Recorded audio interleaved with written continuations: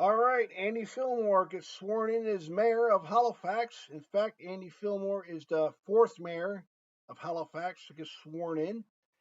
And I gotta say it is what it is. He got elected. He worked for it. The people voted for him. Despite that you did not vote for him, or if you did vote for him, Andy Fillmore is your fourth mayor of Halifax. And I gotta say congratulations to Andy Fillmore. Now you're to be our mayor for the next 4 years. And I believe it was time for Mike Savage to make way. He put 12 years in. It's time to make way for somebody new because you looked at our region of Halifax, things are making a nosedive for the worst, not the way how we would like it to go. And Halifax is becoming a concern. The downtown core of Halifax is becoming a concern because it's being infested, I should say, with these housing encampments, and the people who are accessing these housing encampments are becoming a concern to the downtown core, and they really are. And it makes you wonder, how can the Halifax region combat these encampment shelters and the affordable housing crisis if the province of Nova Scotia is not committed fully where they need to be to better combat affordable housing? That's basically what it comes down to. And what it makes it even more bothersome is that affordable housing falls in the jurisdictions of the province of Nova Scotia. And I gotta say, when you look at the province of Nova Scotia, here we are at the early stages of the 2024 provincial election, the Nova Scotia provincial election. Nobody cares about it. Here we are with the three leaders: Claudia Chandler, Tim Houston, Zach Churchill. Nobody knows who the Green Party leader is. There's no sign of him or he or she. There's no Green Party sign known to man to be noticed. So we don't know who the third political party option is. And it's just really bothersome. I find this provincial election very boring. Nobody's really interested in any of the topics what they're bringing up.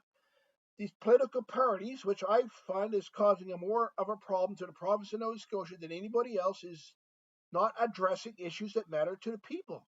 These political parties are bringing issues that matter to themselves.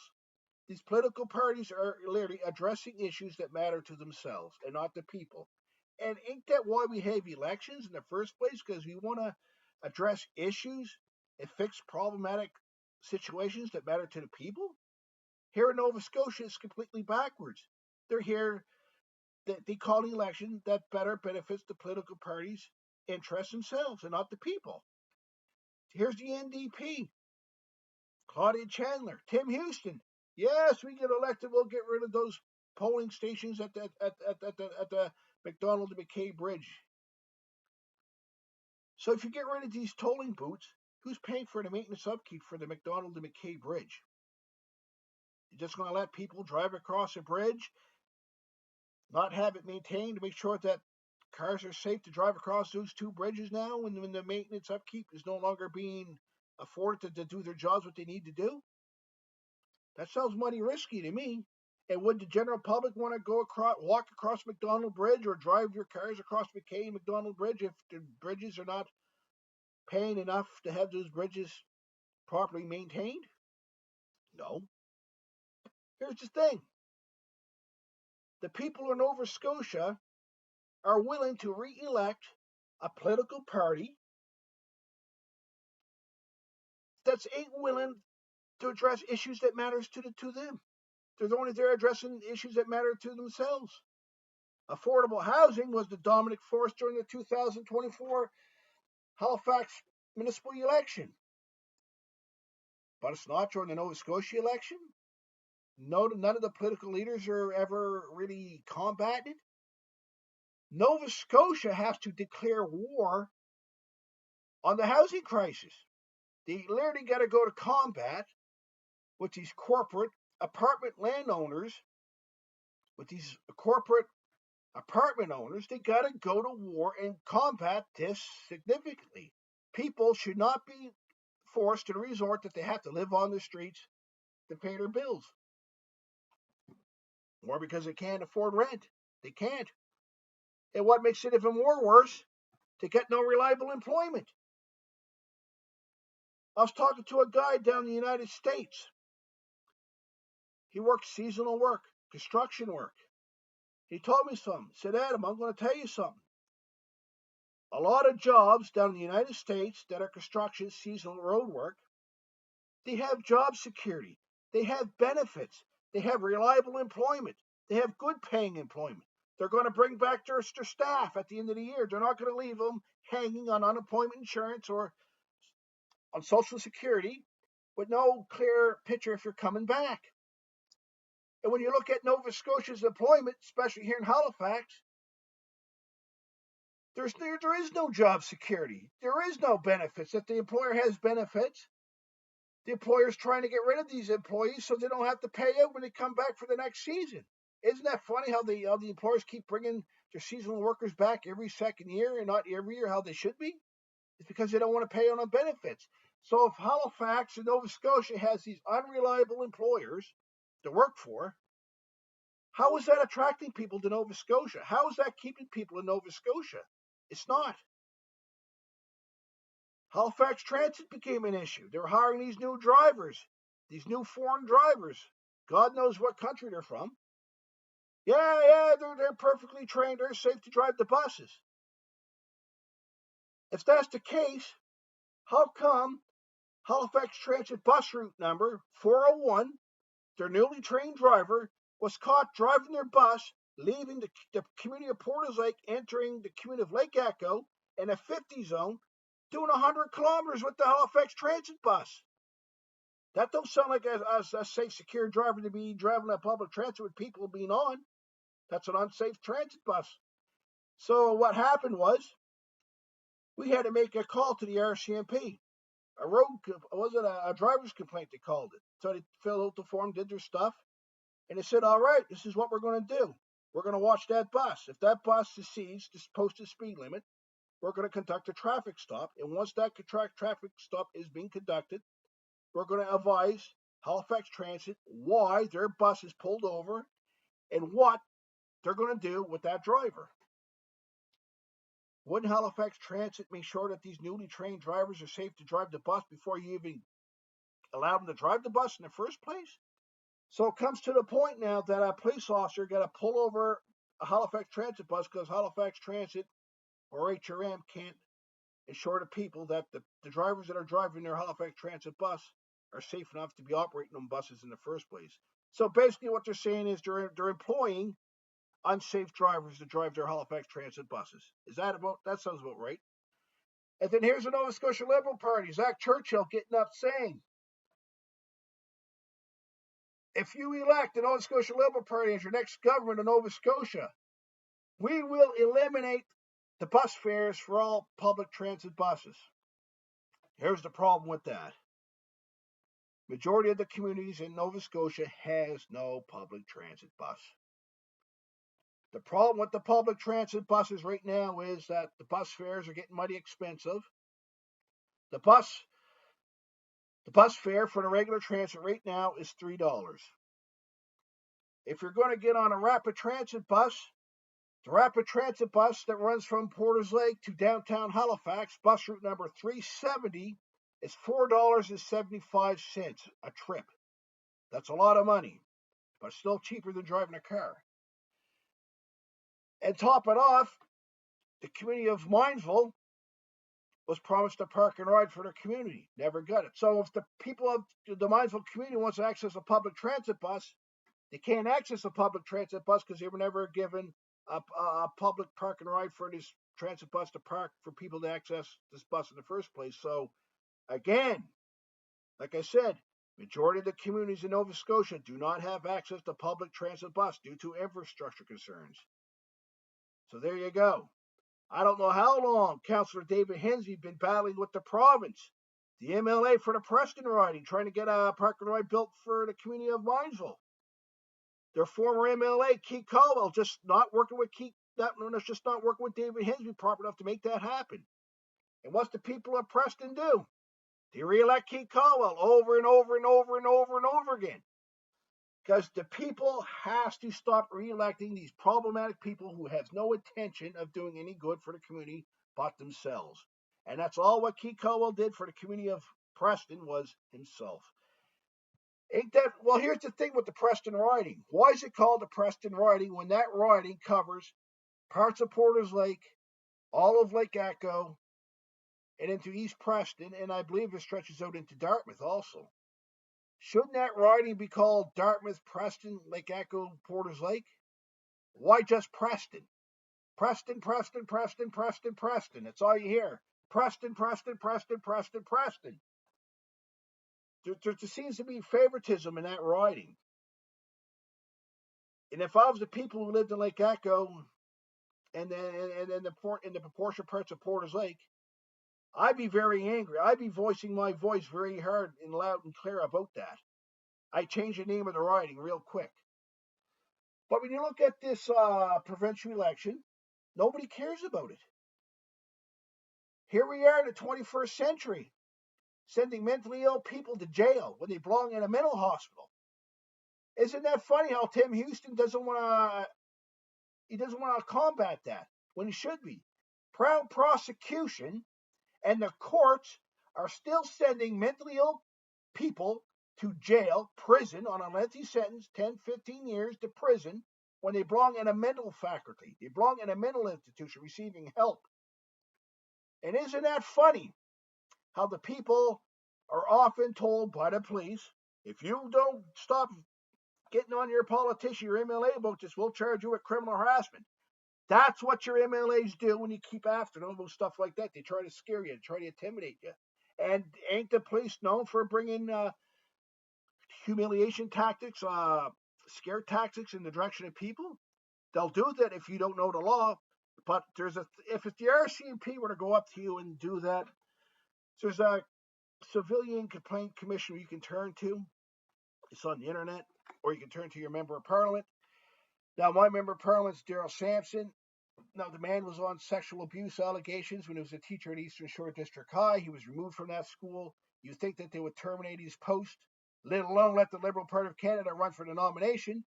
But ain't that funny how Daryl Sampson, how he crosses away from that topic when that victim and their family keeps bringing that up. And from the victim's family, from what I was told, Daryl Sampson actually, his campaign team actually had the gall to knock on the victim's family's doors and asking for support. Could you imagine? I said, that man belongs in prison, not being allowed to run for the nomination to get himself elected, or even run for the candidacy. He should be abolished from the party. Because my opinion, if this allegation is true, the RCMP, the Musqueam Harbor Detachment, or the Cole Harbor Detachment should be pulling Daryl Sampson aside and saying, "Bud, we got to investigate this. If this is true, you could be going away. If this is not true, you may want to talk to your lawyer on how to combat this victim's family for, saying something that may not be true here. But it's something that needs attention." And in my opinion, when I heard about Daryl Sampson's allegations, I no longer do business with him. He's blacklisted. And I told him, I said, "Bud, when you got elected as member of parliament, that was a complete farce." I told Daryl Sampson, "You did not beat Peter Stauffer. Justin Trudeau beat Peter Stauffer. And that's how you get elected. And the entire time when you've been member of parliament, it was a complete farce. It's a joke. It really is." Because when you look at Peter Stauffer, the Eastern Shore riding went from Canada's all-time great member of parliament to a circus clown. Nobody takes him serious. I don't take him seriously. I can't. My mental mortality just can't accept Daryl Sampson as a member of parliament. But that's what you got out there running. You got people running for office who shouldn't be allowed to be running for office. But anyways, we'll get back to the provincial side of things. Healthcare was an issue. Mental health care been in crisis for years, and it still is. And didn't Tim Houston get up and tell the people of Nova Scotia, if he's elected as premier, similar to Stephen McNeil, Tim Houston had on his election platform universal mental health care.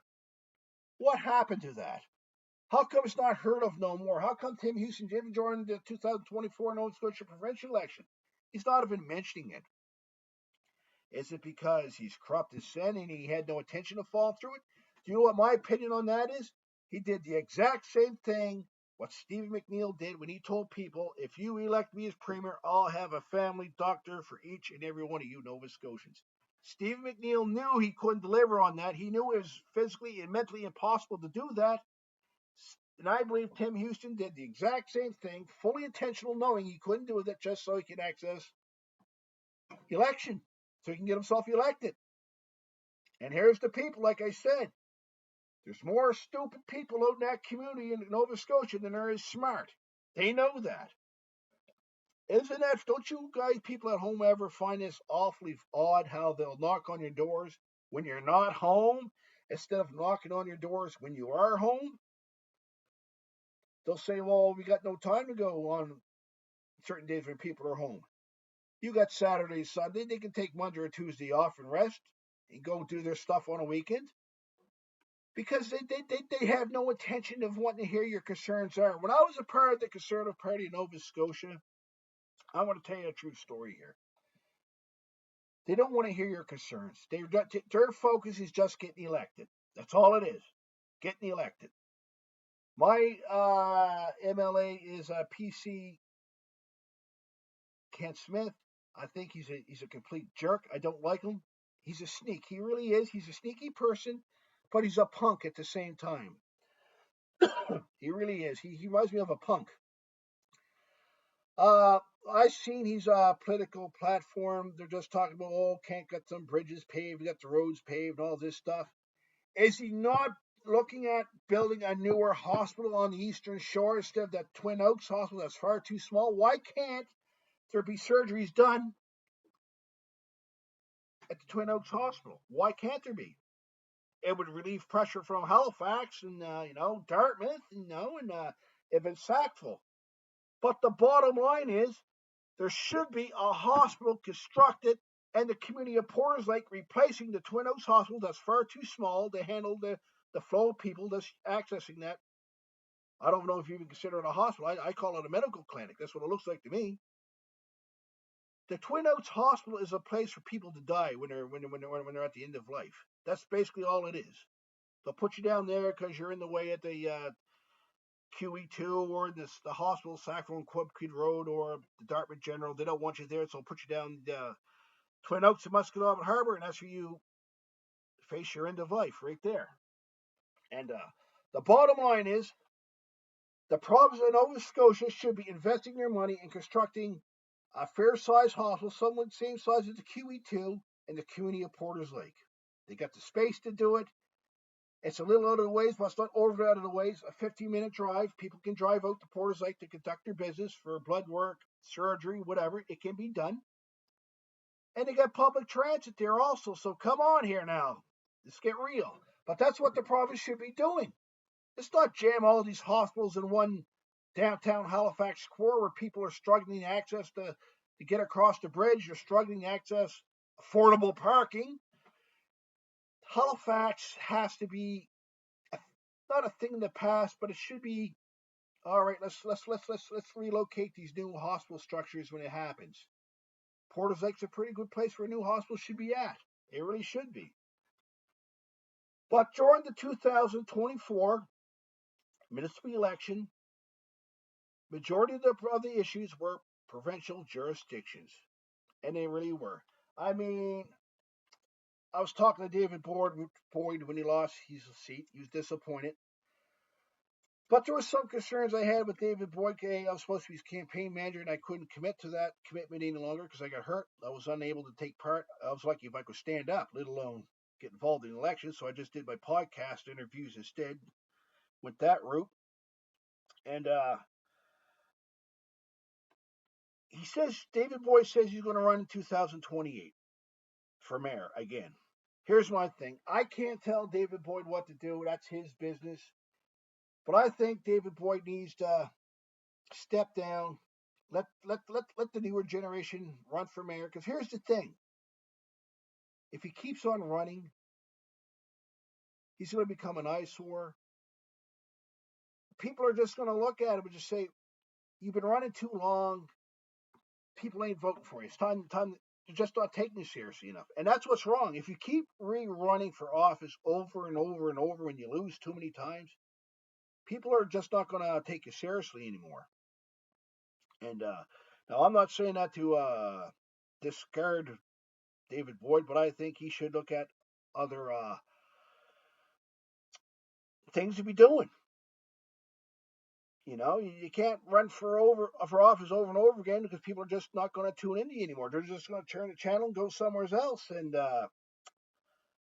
you know, it is what it is. But I think it's time for David Boyd to make way for something else. But I got to say, you know, but the 2024 provincial election, I'm concerned. I really am concerned because I don't believe they're running for the better. They're just running for two things: the fame and the wealthy pension. Because an MLA only has to serve a 4-year term to qualify for that wealthy pension, and that's what it all comes down to. Here on the Eastern Shore, there's 3 candidates. You got Kent Smith, you got Doyle Sapphire, and you got the NDP guy. I had a lot of people come up to me and say, Adam, who's the NDP candidate? I'm just kind of curious. You think the signs will be up by now?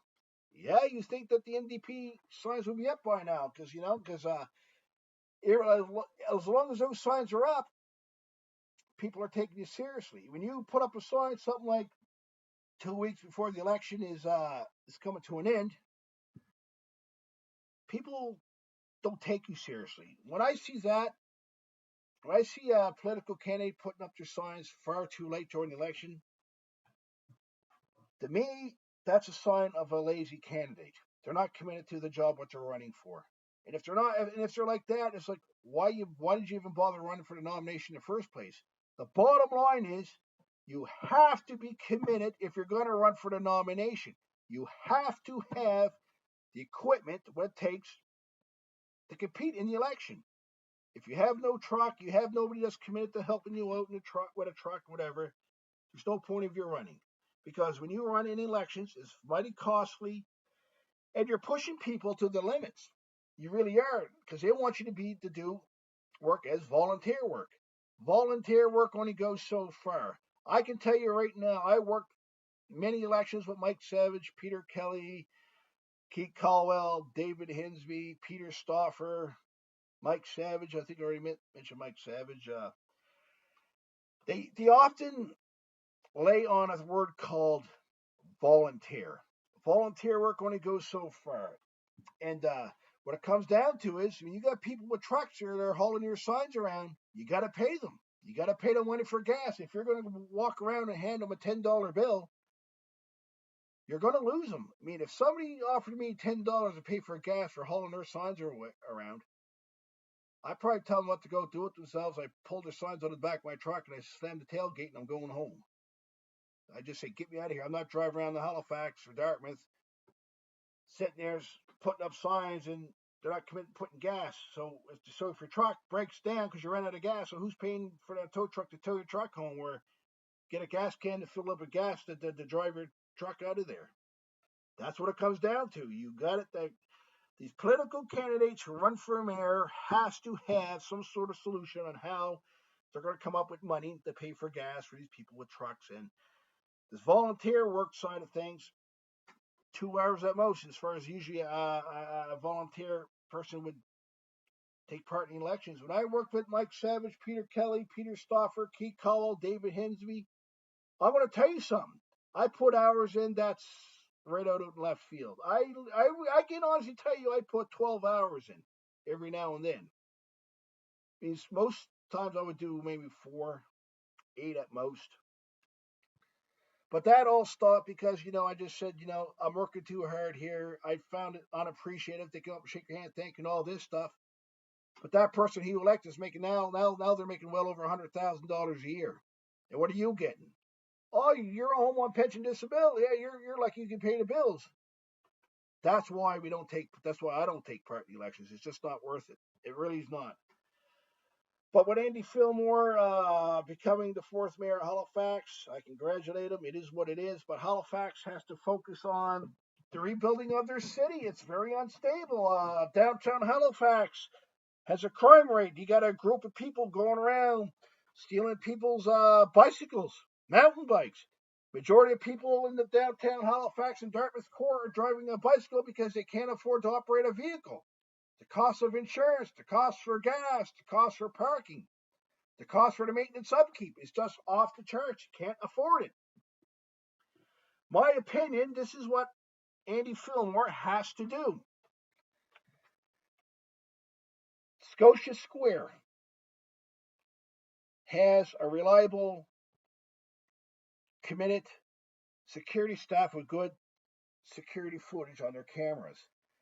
Halifax has to, this is what I'm telling Andy Fillmore, David Hinsby, and all you council members, this is what you guys have to do. Halifax Regional Council has to do. You have to, all your properties that you own, that city owns, they have to install good, committed, solid security footage cameras that can identify a problematic person in their downtown core. If you got somebody there that's going around picking people's bicycle locks, stealing bikes and all this stuff, if it's on municipal property, these people should be identified. The Halifax police should be going in there, charging this person, putting them in jail if you have to, and just get rid of these people, because the first step of keeping the down core safe, the downtown core, Halifax and Dartmouth safe, is by better identifying these problematic people that are up to public mischief, that are causing people a lot of hassles, because you got to remember, those bikes that people are driving are their vehicles. They can't afford it. It makes more sense to go and buy a bike than to stand on the side of a road not knowing if their Halifax Transit bus is going to stop to pick them up because the bus is usually overcrowded, or because the Halifax Transit is just not committed of driving to wherever to pick people up. I heard stories about communities, rural communities, saying, "Oh, the bus was supposed to be here at 7:30, but it didn't show up at all because they couldn't find a driver, because they had mechanical problems and all this stuff." Stuff happens. We all know that. But public transit is a concern. It's very unaffordable. It's getting mighty expensive. $4.75 to access a rapid service. That's getting expensive. It really is. That's pretty near $5 a trip. If the province of Nova Scotia wants to do something right, if what's his name, Zach Churchill, wants to do something right, instead of saying we'll make public transit free, what he should be doing is using that money to lower the bus rates so people can afford to take the bus, and they should also be using that money to fund rural communities that has low ridership, like Porter's Lake, Lake Echo, East Preston, so they don't go without having access to a public transit bus. Every community should have some sort of access to a public transit bus. You can't rely on a shuttle service that costs a lot of money. I took the Musco Rider one day from Porter's Lake, from my house in Porter's Lake, to Walmart in Cole Harbor. It was $25 a trip. So if you're going to take that twice, that's $50. So obviously you're not going to take that shuttle service on a daily basis. So you take the other shuttle service, they're on taxi rates, it's even more expensive. So let's not take that one. And now you got a guy in Lake Echo who lives in the Lake Echo Trailer Park that's running a shuttle service with no commercial license or without no commercial insurance. And did the city give them a fine of $250, tell them to cease and desist until you get your license and your proper insurance in place? He didn't listen. In fact, this is what this person did. He went to the councilor's debate in Musquedobbin Harbor, and a minute he just finished dropping somebody off at the Halifax Stanfield International Airport after, when the city had advised him, cautioned him to cease and desist his operations until he has his commercial license and commercial insurance. So if he was told to stop, why is he continuing? So does the RCMP got to step in and seize his vehicle, put the handcuffs on him, take him to jail?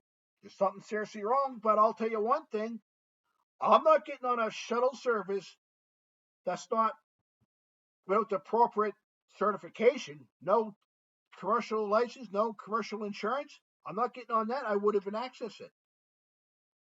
I wouldn't. And top it off, this person's not even attempting to meet the requirements. So now the question is, so what's done next? What do you do with this person next? Continue to allow him to do what he's doing?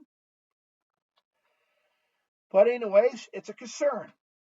But, the Halifax region, change got to be made. Amalgamation was a concern. The province has no intentions of addressing that. The province of Nova Scotia has no intentions of addressing anything. This is my opinion with David Hensby. All you people on the Eastern Shore, all you council members, and all you MLAs, all you PC party members, and all you Liberals, and all you NDPers, and all you people around. This is what I told David Hensby, and I'm telling you, you're going to agree with this. I told David, you should have been running for that nomination to get Kent Smith out of there because nobody likes him. You'll probably get elected because the Eastern Shore keeps flipping back and forth from Tory and Liberal. They just can't seem to stop that habit. They just got to keep on doing it. David Hensby should have ran for the PC nomination to put out Kent Smith and run for the MLA for the Eastern Shore. That's what David Hensby should have done. But instead, he stated that this 2024 municipal election will be his last, and he seeks retirement after that. You got to respect a person's wishes, what they wish. But the concern is what I got when David Hensby retires, and you look at the sad selection that the people of the Eastern Shore have been electing. They've been causing them more trouble to their communities than they're doing any good. That's my fear. We got nobody to replace them. And, Will Gilligan, he was just saying yes to everything. Yes to everything. He had no plan on how he was going to do things. One person stated that, Adam, he runs that restaurant there in Jador. He's committed to that. When you see David Hensby, where he's council member, a person told me, he said, Adam, David Hensby's job is the council. He works council member year 24/7. They said Will Gilligan's commitment is to that restaurant. So I can't see Will Gilligan. I'm concerned about him running. I really am. So what we got to do is we got to find a replacement for David Hensby. Keep call out, go back in there and go to sleep for the next 10 years. That's what he did last time. But anyways, the municipal election had come and gone. Andy Fillmore gets sworn in as the next mayor, the fourth mayor of Halifax. Congratulations. But Andy, I think your focus now is on how to secure the downtown core, Halifax and Dartmouth, from these encampment shelters. How do we assure people that downtown Halifax is safe to walk to and from their work, their businesses? And can we ensure that people who drive mountain bikes because of high cost of gas are safe to lock their bikes at the downtown core? And what can we do to identify these people a lot better? But anyways, it's Adam Conrod, and we'll hear from you later on.